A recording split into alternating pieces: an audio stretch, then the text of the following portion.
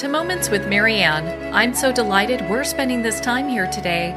We have a very inspiring show coming right up with special guest Daniel Gutierrez, and he's here today to share with us his new book, Radical Mindfulness, Profound Inner Peace in as Little as 60 Seconds.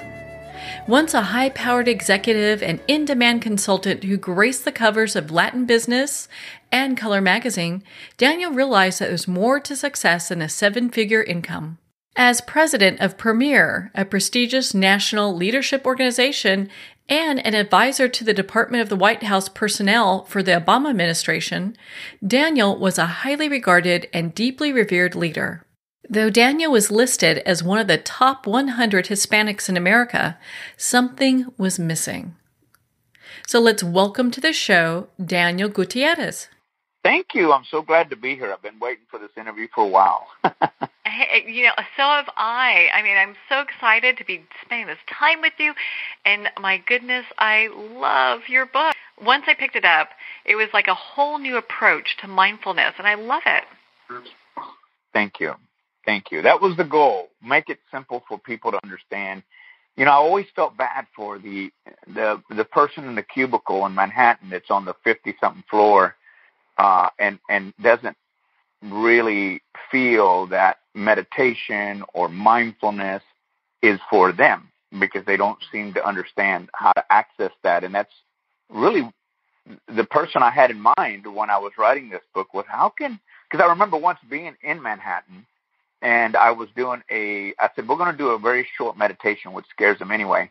We're going to do a short meditation, so let's just get silent. And in that silence, I heard more noise. I almost panicked because it was, it was loud. and in a moment's time, I just listened to source. I downloaded the information, and this came out of my mouth next. And I said, well, don't resist what is. Don't resist the noise. It's there.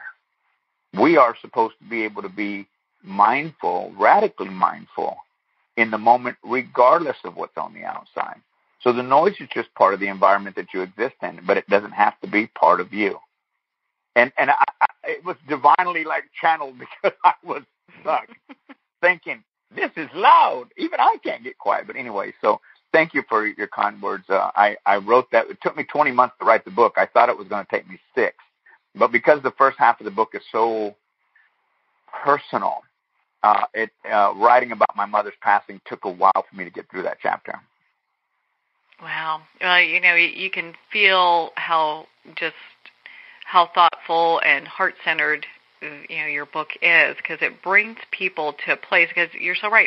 How often are we in the city or, we could be anywhere where there's construction, there's loud noises, everything going on. And so people do often struggle with, I have to be in a Buddhist temple or I have to be in the wilderness to get mindful. I can't do it here. Right. And the truth is that, it's funny because the tagline on the book is how to find peace and tranquility in as little as 60 seconds. Now, I knew I was going to catch some flack for that. I knew, and part of subtitles should be somewhat controversial, and I was just trying to say to the people that I had already spoken to, just give yourself 60 seconds. Because I'm clear that if you give yourself 60 seconds, and if all you did was breathe, it will change your life and it will change the way you respond to life. And if you are a practitioner of meditation or a practitioner of yoga or a practitioner of mindfulness, it should take you less than 60 seconds.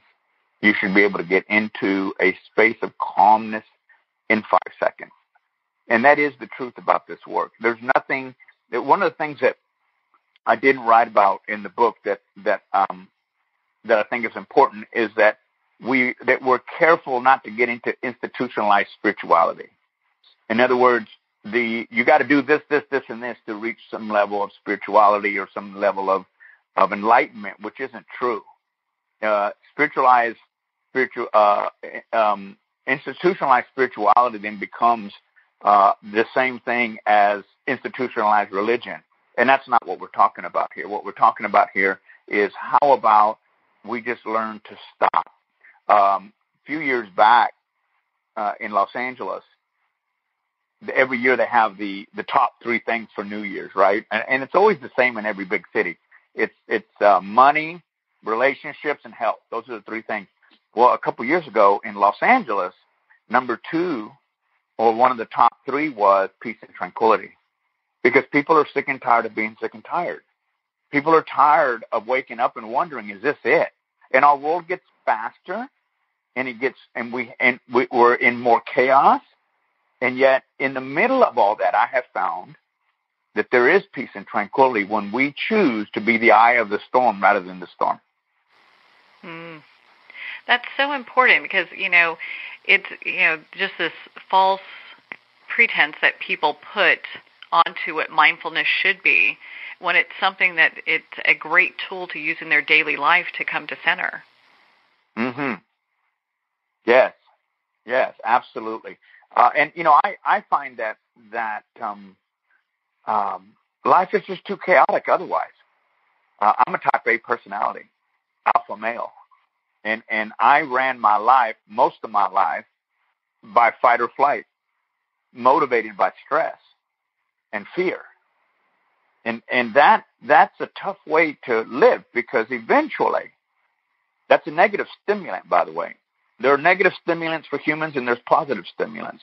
And the negative stimulants are stress, fear, doubt, disbelief, alcohol, and drugs. Those are the things that we use to stimulate ourselves, thinking that it's okay. However, on the other side of the fence is love, number 1. There's community, family. And typically the person that runs on the negative stimulant ends up somewhere trying to buy back their health or buy back their relationships, because they failed. They may have gotten the financial piece right, but they failed at everything else. There was a recent study at Harvard about they interviewed, I think, 10 people, and with the exception of 1, all of them said, I wish I had more time. I wish I had more time. And so finding that peace and tranquility, I'm not suggesting that you have to do what I did. I did what I did because it was my path and my journey, so I can teach. However, taking that deep, it's so important for people just to realize that taking that deep breath is so important. And here's why. I'm not even going to tell you the company, but it's a big car company, a high luxury car company that I was working with. Not too long ago, I was doing a radical mindfulness training. And we walked outside because they wanted to show me the new $180,000 car they just took off the line. Of course, I don't even know why they showed it to me. I wasn't going to buy it, but it was nice to look at it. But as we walked outside the door of the building, is the first parking slot, there's a gentleman slunched over the steering wheel, asleep, passed out. And I said, my goodness, who's that? Oh, that's the CEO. Uh-oh. What kind of example are we setting? If that's your life, you have no life. Yeah.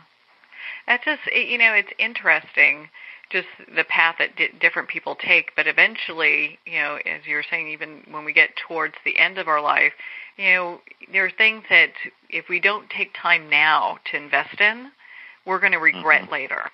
And in your book, Radical Mindfulness, I really feel helps people get into a space where they can discover that for themselves. And was that part of maybe some of the inspiration behind writing this book? Well, there was a couple of things that inspired me to write this book.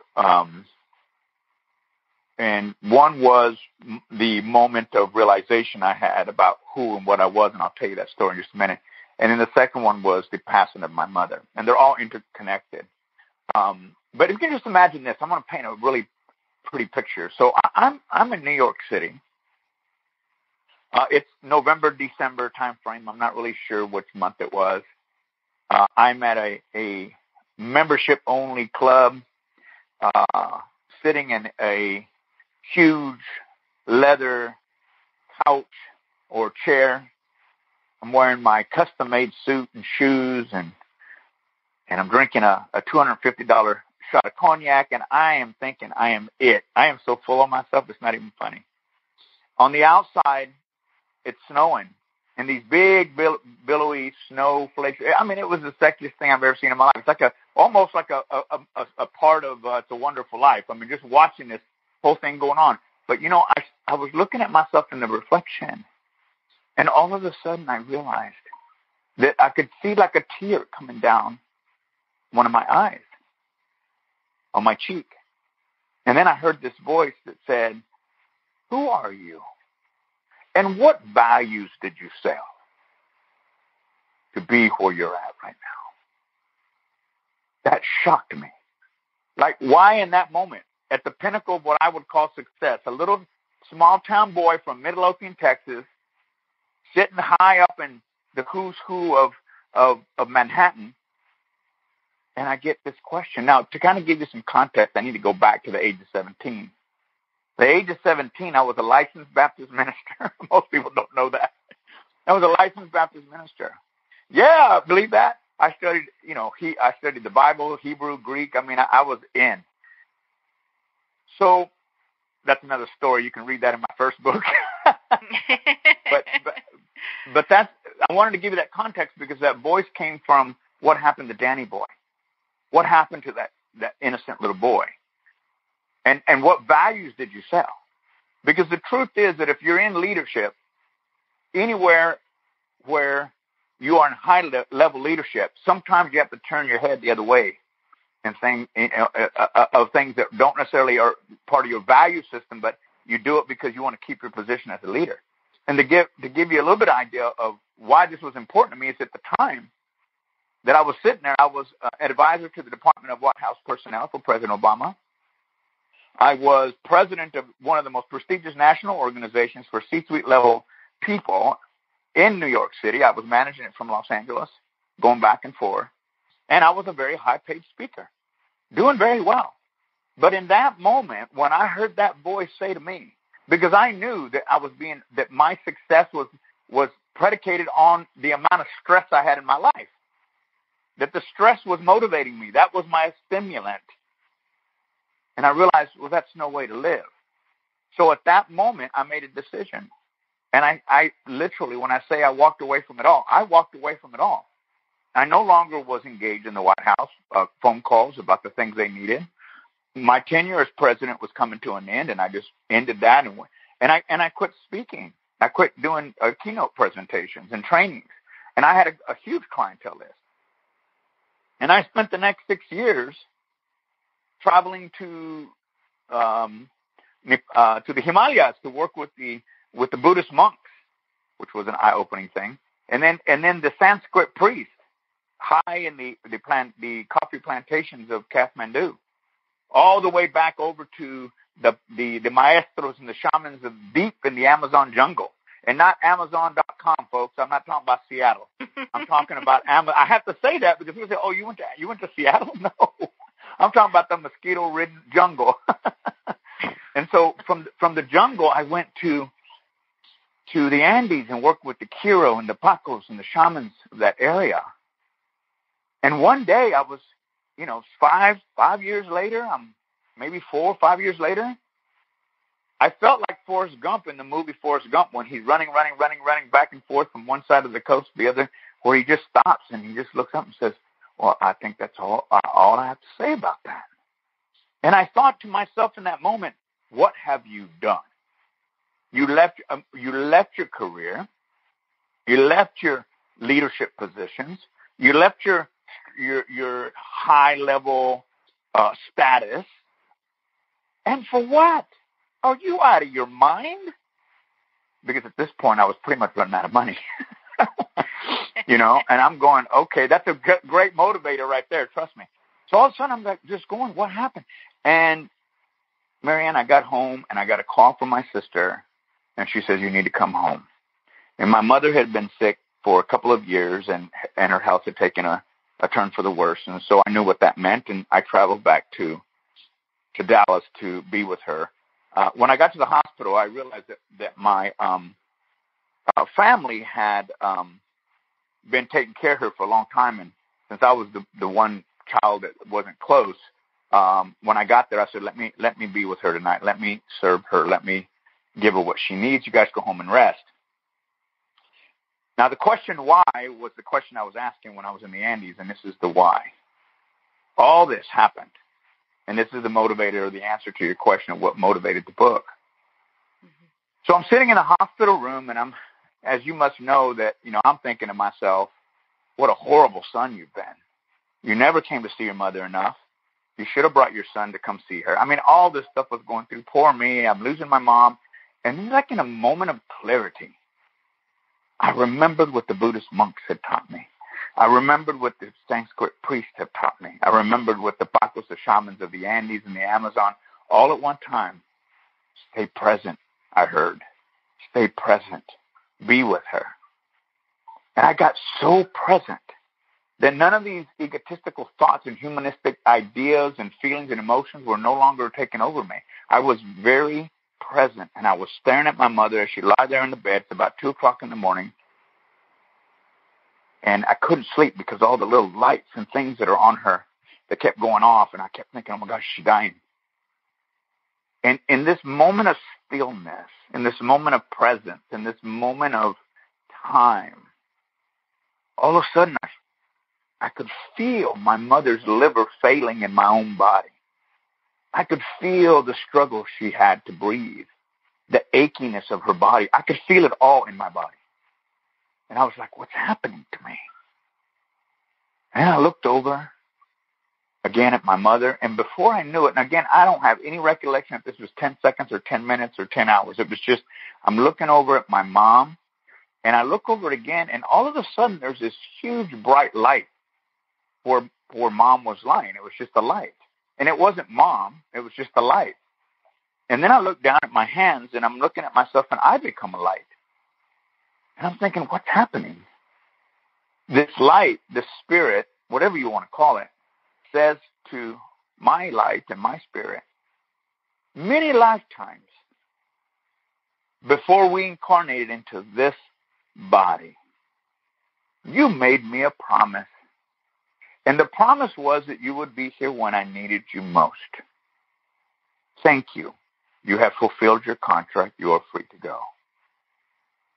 And I'm just sitting there, and tears are coming down my face, and both sad and happy and proud. And I kind of blinked for a moment, and then I was back in my body, and I was looking over at Mother, and I was going, what happened? Marianne, all my life, from the time I was a minister to the trips, to the success, to everything, all my life was for that moment. My entire life was preparing me for that moment, to be able to say goodbye to my mother, but to also hear from that spirit, which I will call my mother, that I was free to go because I had fulfilled my contract with this particular entity, with my mom. And I realized in that moment, that's where the word radical comes from, because I had to be radically mindful, radically present in order to experience what I had experienced. And so radical, the definition of radical mindfulness is just awareness. Awareness of eating, walking, yoga, whatever it is, your awareness that you're keen. But radical is the practice of mindfulness. It's being more mindful more of the time than not. I often have said to people, if you do yoga and meditate and do all these things in the morning, you spend 30 minutes connecting to the Creator or whatever it is you connect to, and then you get out on the freeway and the first thing you do, you're flipping people off, you have no practice. It happens, Marianne. You know it does. It does happen. And I'm not going to say I don't do it either. It's just before I know, whoa, stop it. So what I'm saying is that's radical. That's the practice. And it can be in its most simple form. Because when we practice, that's why practice makes perfect, when we need it most, when our boss has said something that upsets us, or a coworker, or a significant other, or a wife, or whatever it may be, or a child, instead of reacting, which is not mindful, by the way, but taking a deep breath, or maybe using essential oils or whatever it is that gets you present, before you open your mouth will change your life. Not only will it change your life, it'll change your relationships, and it'll change everything around you, because we have such a knee-jerk reaction to whatever happens to us rather than taking a deep breath. And so that's what the motivation of this book was. The motivation was I wanted to know who I was, and I wanted to know why I did it. why I left. And then I realized that being able to experience my mom's passing the way I did was the greatest gift I ever received. It was the most beautiful experience. And there's more to the story you can read about in the book that happened after that experience that I had with her in the hospital. And that's what motivated me to write the book. And it took me longer than I thought because it was sensitive in the beginning. But I just wanted people to know that we can, all of us, whether you're a 20-year veteran of mindfulness or meditation or yoga, we all can learn.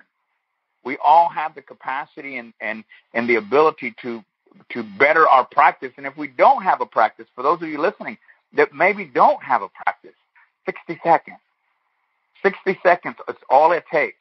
And I'm sure there's people out there, going, I wish you wouldn't be telling people that, but it's true because I've tested it. I've tested it in a business environment where they had no one I had 2 people out of 100 that even knew what meditation was or how to do it. And we did this 60-second meditation, laughter meditation, and a 60-second, being still. And they felt that change and that shift in their body. So I think when I say 60 seconds, it's because people are going, well, I can do anything for 60 seconds. But, not that long.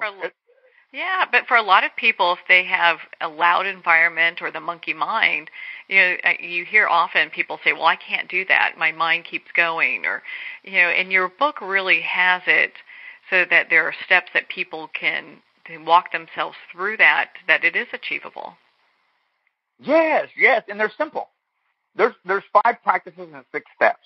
The practices I put in there because these were things I realized in order for me to really feel like that my centeredness, my radical mindfulness was genuine, authentic. I talk about the practice of connecting to essence and the practice of forgiveness, the practice of unconditional acceptance, the practice of celebrating life through gratitude and love, and the practice of integration, which I tell stories about my trips to the jungle, right? My trips all over the world in this time, because that's where I learned everything that I know. And it is simple. It's simple, but not easy. Why is it not easy? Because we're human. We can't accept simplicity. Well, on that note, we're going to pause here for a quick break. We've been speaking with Daniel Gutierrez in regards to his new book, Radical Mindfulness, Profound Inner Peace in as little as 60 seconds. You've been listening to Moments with Marianne. We'll be right back after these messages.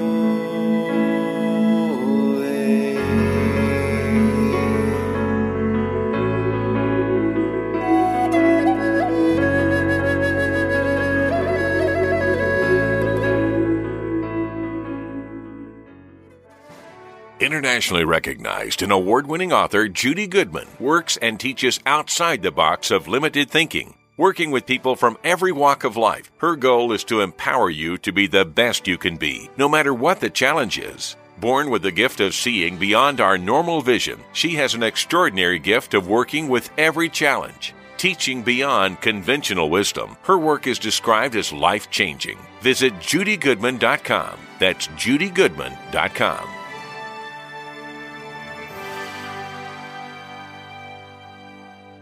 There comes a moment when you realize you're somewhere special, when you discover that each beautiful creature that you see has been rescued from a life of absolute horror and brought to this incredibly free place. Here's where their lives were forever changed and where yours will as well.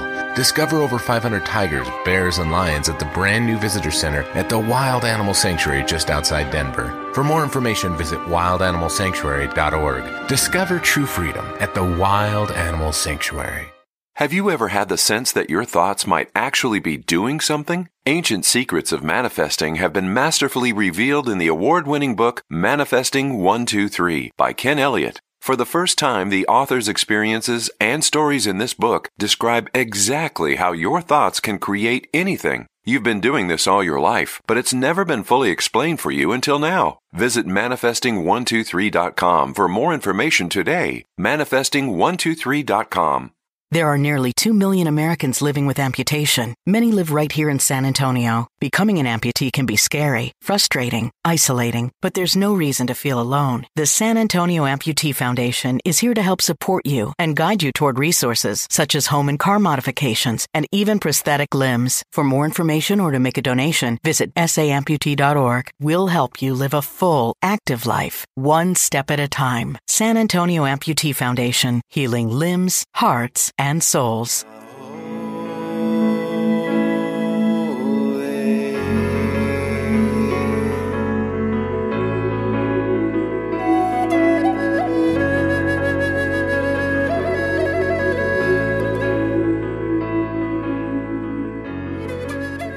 Welcome back to Moments with Marianne. We're here today with special guest Daniel Gutierrez, and he's sharing with us his new book, Radical Mindfulness, Profound Inner Peace in as little as 60 seconds. Now, before we went for break, we were talking about being able to get to that place of being in meditation, being mindful. When we talk about how long does it take to become proficient, it's all about the practice. Once we start the practice and eventually we get to this point where it really doesn't take that long to achieve being in that place of mindfulness. Mm-hmm. No, it's like I said, I can be walking in a park. I can be driving. Just don't close your eyes, please. Mm-hmm. And in a second, I can just breathe right into a very calm space. And folks, let me make a distinction I think people don't make about meditation and yoga and all these different practices. They're deep. They're deep and they're wonderful. But not everybody has the time just to devote to what it takes to get where they want to go. So I'm not saying don't do it. If you have a practice, that's wonderful. If you have a practice, get radically mindful and practice it more than not. It should just be a 30-minute thing that we do in the morning.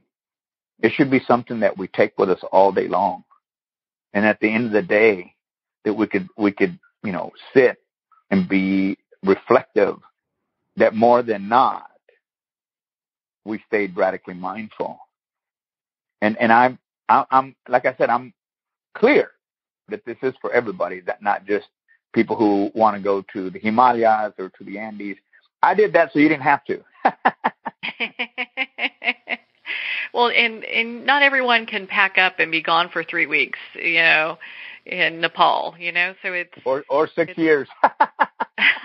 Or 6 years, yeah.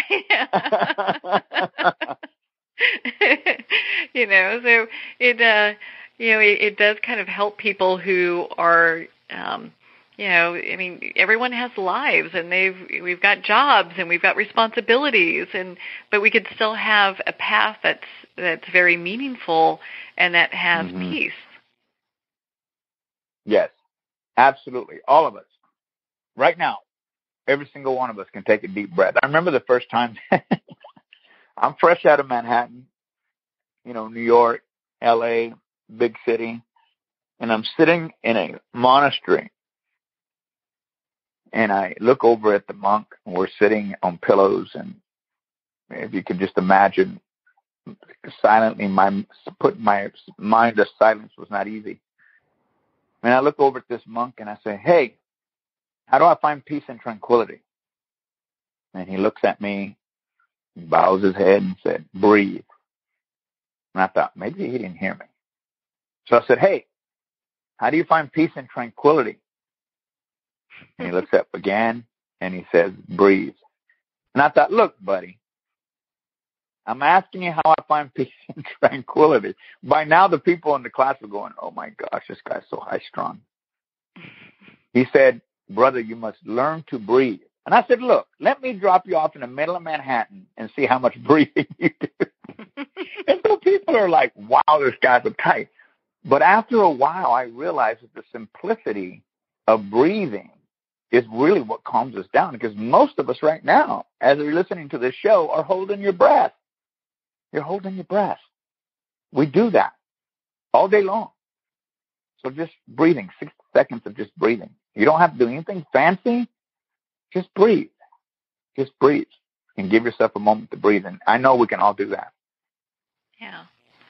How did you come to develop your own daily practice for peace and inner tranquility? How did that come about?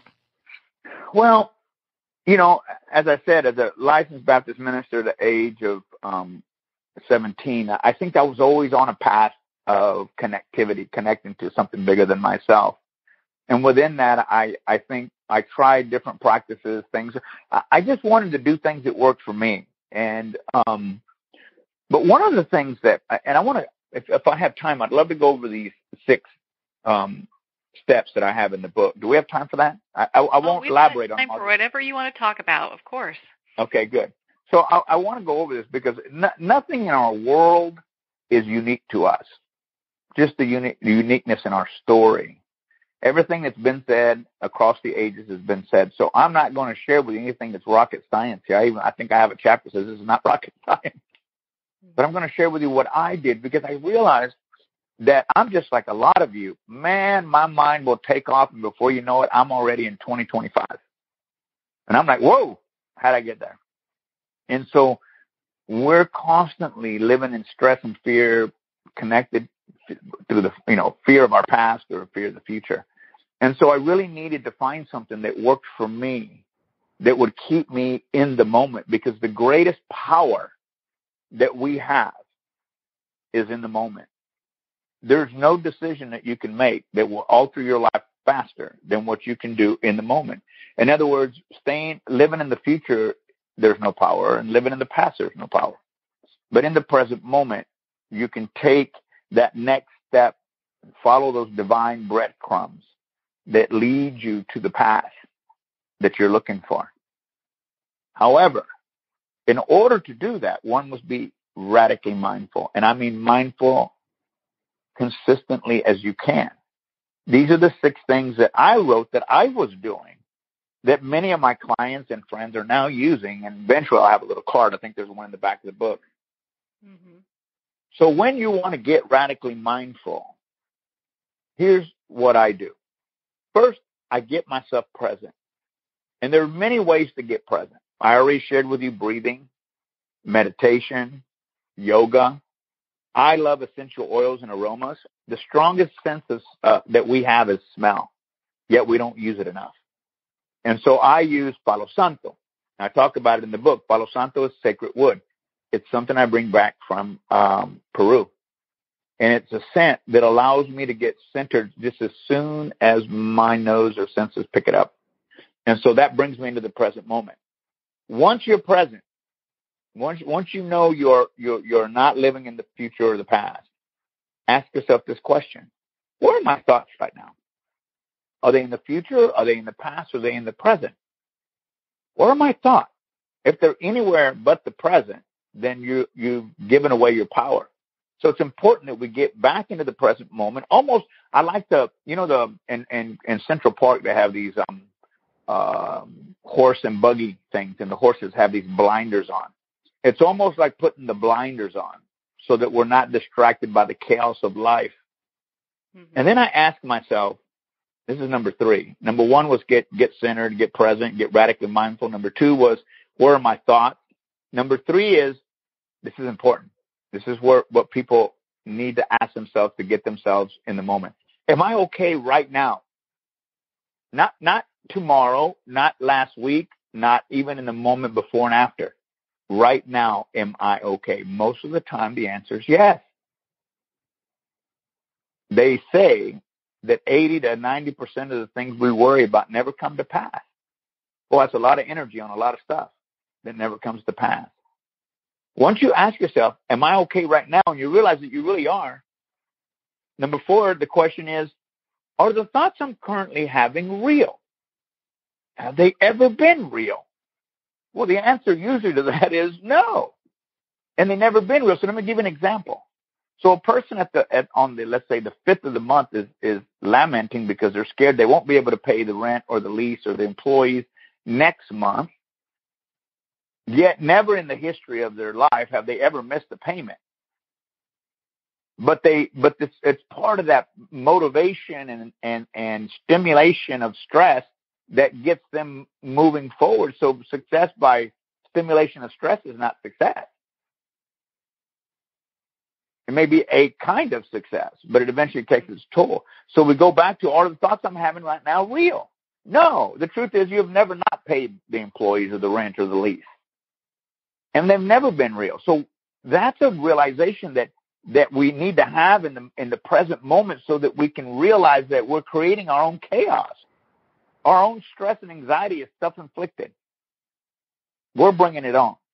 Now, I'm not saying that there are some people that need medication for high levels of stress and anxiety. I'm not talking about that. I'm talking about the average person who fabricates anxiety and stress in order to give them some sense of normalcy. Kind of crazy that that's true, but it is. Number 5, once you've realized that it's never been true, that you've never not paid the rent or the employees or the lease, you ask yourself this question: is what I'm doing right now getting me closer or further from my desired outcome? So if it's a relationship and you need to call someone, is sitting there thinking about it getting you closer? No, pick up the phone. Or what if it's a client that you need to call, or a potential client, but you're not doing anything about it, which is causing the stress in the first place? In the present moment where you have all the power, you can pick up the phone and create a future, which is the next moment that's different than the one you're sitting in. Just merely by thinking about what is it that I need to do to get the desired outcome I need. But you can only do that in the present moment. And then the last thing, number 6, simple. Act. Do something that shifts the energy in the state you're currently in. Sometimes it may be taking a walk. Sometimes it may be making a phone call. Sometimes it might be going to work at Starbucks or getting out of your office. But act. I find that when I practice these steps of radical mindfulness, I am in my power most of the time. As long as I'm living from this space, I'm in my power. And from that space, you find peace and tranquility. Why? Because you're not stressed about anything. You recognize that everything you've ever desired is at the fingertips of your awareness. All you have to do is expand your awareness to see that there really isn't anything that won't be taken care of. One of the things I learned that I really like, a verse in the Bible that says, well, not even the birds of the fields toil about where they will eat or sleep. Who are we, children of the universe, that we would not be taken care of? Well, and that's so important for people to remember, because if they get so far in the future and they start worrying, they're just bringing that information and that energy to them. And in the present moment, that's where all the magic happens, and you talk about that in your book. Yes. And it's so powerful once we get that. Once we really get that. So my clients, when they're talking to me, I'm constantly going, okay, so that's great for next week, and I'm glad you're worried about that, but it doesn't have anything to do with today. Mm-hmm. Can we stay here, in the right here, right now, and converse about things that make a difference in your life or business? Yes. Well, when we do that, think about let's talk about work. If you happen to have a job, the things that stress you out are things that you're making up about whether your boss or coworker will or will not do. That's kind of ridiculous, isn't it? Yeah. You're projecting something that isn't true, never has been true. When we can start to let go of that stuff, we don't have to go to the Himalayas. We don't have to go to Andes. We don't have to go to the jungle.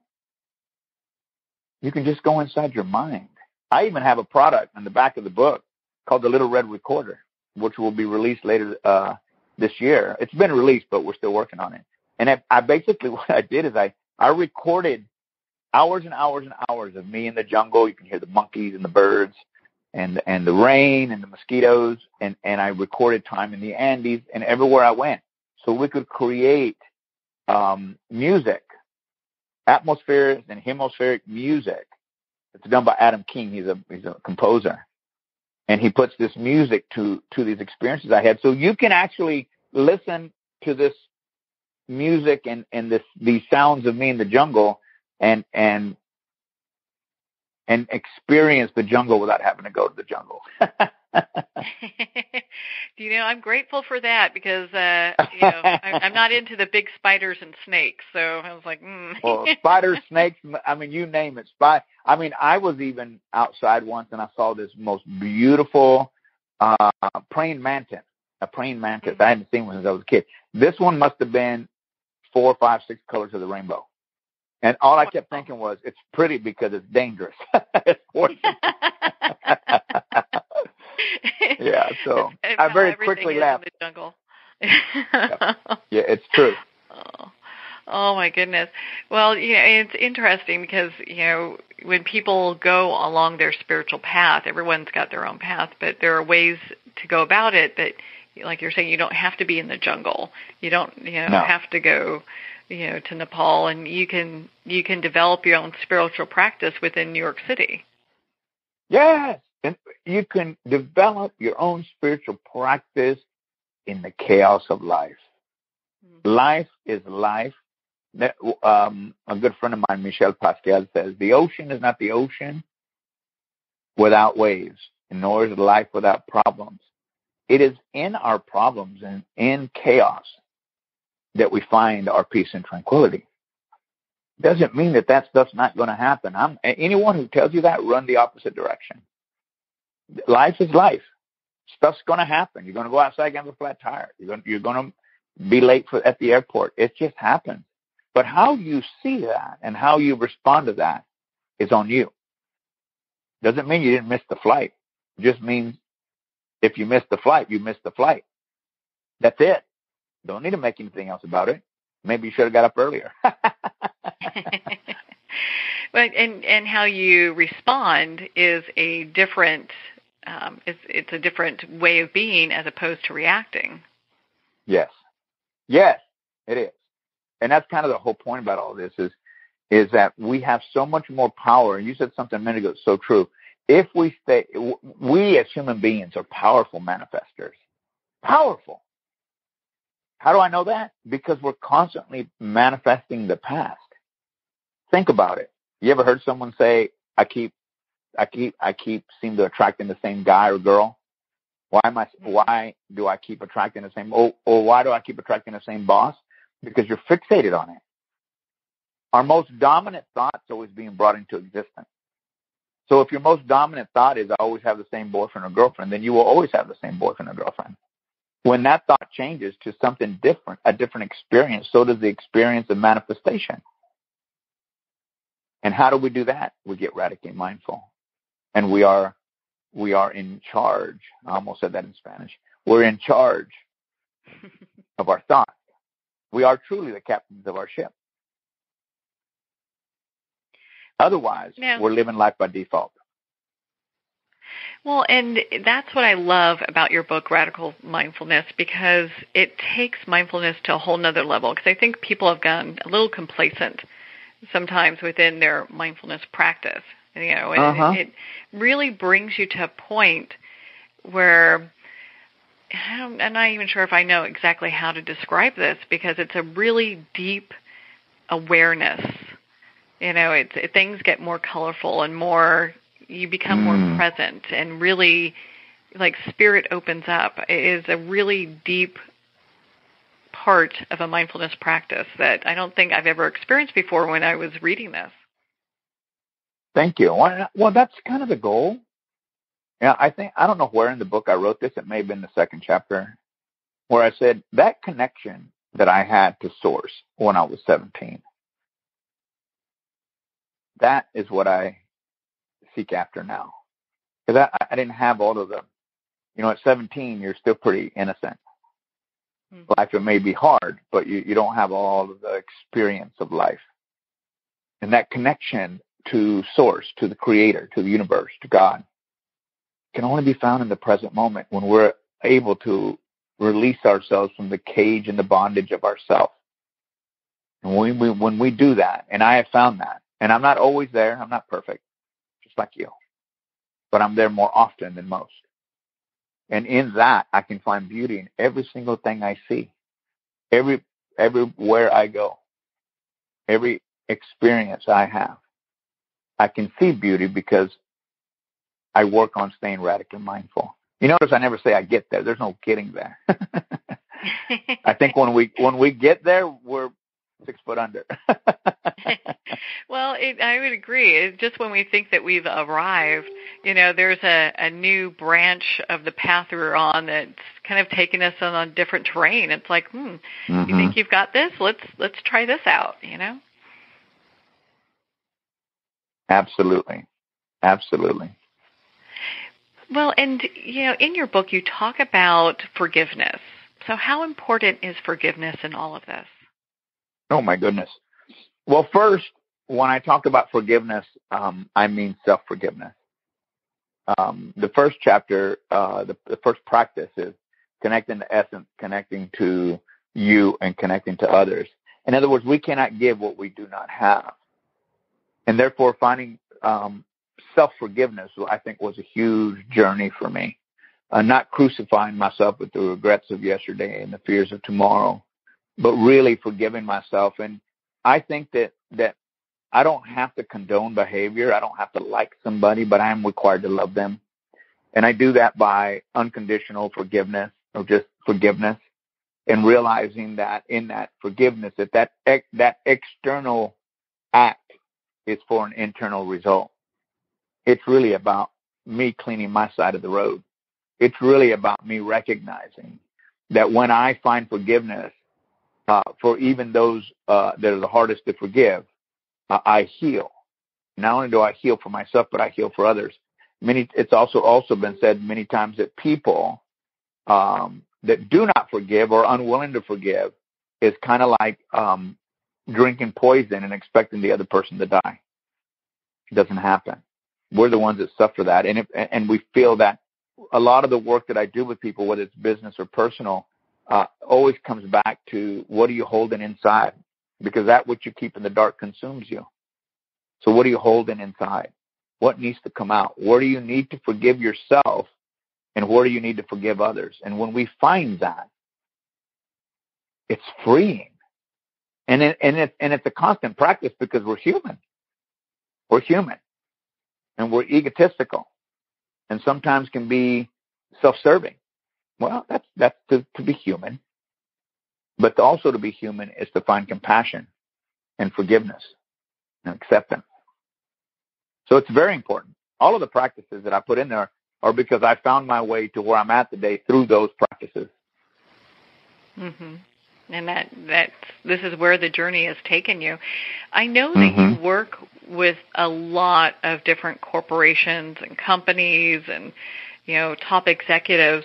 What are some of the top topics that they have you come out to train on?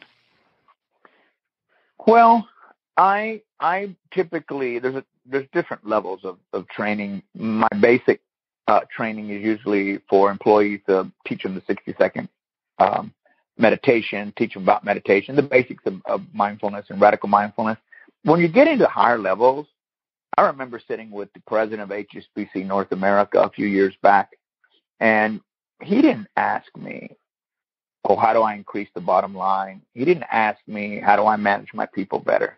What he asked me was something I thought was very telltale about high-level leaders. He asked me, how do I become a better leader? That is personal. And so when I'm working with higher-level management, then we're looking at, how do I become a mindful leader? How do I become a leader of this century? How do I open my mind? Because I think that high-level leaders, I don't believe that they don't want us to have mindfulness in the workplace. Millennials have pushed that in our culture, and I'm glad they did. They're pushing yoga. They're pushing everything because they want that, and they don't want the stress that we've experienced, the baby boomers experienced. And so they're pushing that agenda. And I don't believe that the managers and the CEOs and CFOs and C-suite level don't want that. I think they're scared that is a sign of weakness, and it's not. It's actually a sign of power. And so my work, depending on the level of person that I'm dealing with in a corporation, may change because the way they see life is different. But the one I like the most is coming in and working with the employees. I like working with the high-level senior staff as well, but working with the average person, because there are studies out there that have shown Target and Aetna, who have mindful practices throughout the day for their employees to play in, to participate in, not play, to participate in, have shown that these employees have measured a 20% increase in productivity by just being given the opportunity to go meditate during the day, or to have silence during the day, or to listen to a meditation during the day. Well, I know, having been in corporate and business for a long time, that most big companies, I mean, a Fortune 100, a Fortune 200, if they see a 3 to 5% increase in the bottom line, they're excited. But if you can find 20% increase in productivity from your employees because you're giving them a little bit of space and time, as a matter of fact, the numbers from the Pew that came out, I'm not sure how long ago it was, but show that the losses of income due to lack of productivity is bigger than the loss of income to people calling in sick. I think we're focusing on the wrong thing. Yeah, for sure. Well, it's just interesting where, these different corporations and these leaders, how they're turning to you to look for that guidance to help them move them along their own path. Well, I think in today's world, leaders can't keep doing what they used to do, browbeating people and yelling at people and motivating them by stress and fear. Just doesn't work anymore. Yeah. It just doesn't work. And so we have to find ways. Big companies on Wall Street, like Goldman Sachs, reported in the New York Times a couple of years ago or a year ago that they were having a hard time hiring millennials. Well, I could imagine so. You're one of the most, longest financial institutions in the world, and still hold on to those old institutional ideas. Well, we've got to find ways to this century and to bring in people the opportunity to find folks. We're only give them 60 seconds. For goodness sake, that ain't going to kill you. Give them 5 minutes. 5 minutes to get a 20% increase in productivity. I don't know. If you're in the way of the dollars of the boardroom and the shareholders because you fear something you don't know anything about, you may be the one that's replaced. Yeah, it's interesting. I think a lot of leaders now, they don't want to rule that way. They don't want to be seen that way. They want to have a more, empowering life for themselves as well. Oh, absolutely. Absolutely. And that's, the nature of our world, and why we see, I think, a lot of women becoming leaders, because women think, or more typically to think things through than act and then think through. Yeah, it's just a better way, and just to live all the way around. Well, and my goodness, your book, Radical Mindfulness, has so many great information, great tips. What are some final thoughts you'd like to leave our listeners with today? All of us can find that level of peace and tranquility that we desire in life. We live in a very fast-paced life. 80,000 thoughts per day go through our mind, an average of 80,000 thoughts per day. Do yourself and your family and your coworkers and your employees and your friends, do yourself a favor. And if you don't have a practice, just give yourself 60 seconds.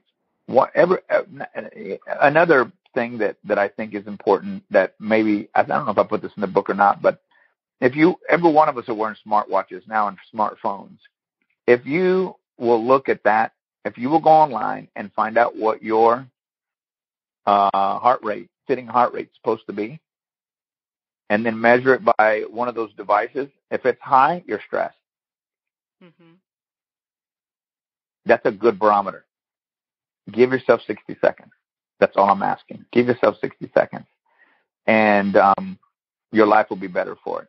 Thank you for having me and for allowing me this time to share with your audience. I was so excited. I can't even believe we weren't even Facebook friends until recently. Oh, I know. How did that not happen? I know. I was like, really? I was shocked myself. Well, and before you go, Daniel, where can our listeners connect with you and learn more, not just about your book, Radical Mindfulness, but also, because I know you do, you have Sacred Journeys, you do coaching, yes, where they can get professional speaking, can book you for that. Where can they go for all that good stuff? Well, they can go to my website, and yes, I have DanielGutierrez.com. That's DanielGutierrez.com. You'll see my trips around the world that I take, the Sacred Journeys. I've been going to Peru for 10 years. I'm not making an announcement that isn't going to come out, but soon I will have my own center there in the Sacred Valley where people will come to learn. It's going to be, I know it's going to be exciting. You'll be watching for it on social media. But I might be going. So, that sounds like a great thing to check out. Yeah, I call it my home. It just happens to have 26 bedrooms. So it's going to be a great thing, to do, to come out. It's not only for people who want to come out and see Machu Picchu, but it's also for a training center. That's the reason why I put it together. It's called Catalina, which was my mom's name. El Centro de Amor, Paz y Tranquilidad, which means the center of love, peace, and tranquility. So come out to my website. You'll see, you can book time with me. You can, and I call everybody myself. You don't get one of my staff or anyone I call. And thank you again for helping me promote the book, and thank you for giving me an opportunity to address your audience. Well, thank you, Daniel. It's been such an honor to spend this time with you, and of course to talk about your new book, Radical Mindfulness. Again, if you'd like to connect with Daniel and learn more about his book, you can at his website, DanielGutierrez.com, and we'll have the link below. Again, Radical Mindfulness is available at Amazon, Barnes & Noble, and all indie retailers. If they don't have it on the shelf, ask for them to order it. Well, we're at the end of our time today. I would like to thank everyone for tuning in. You're listening to Moments with Marianne. And remember, make every moment count.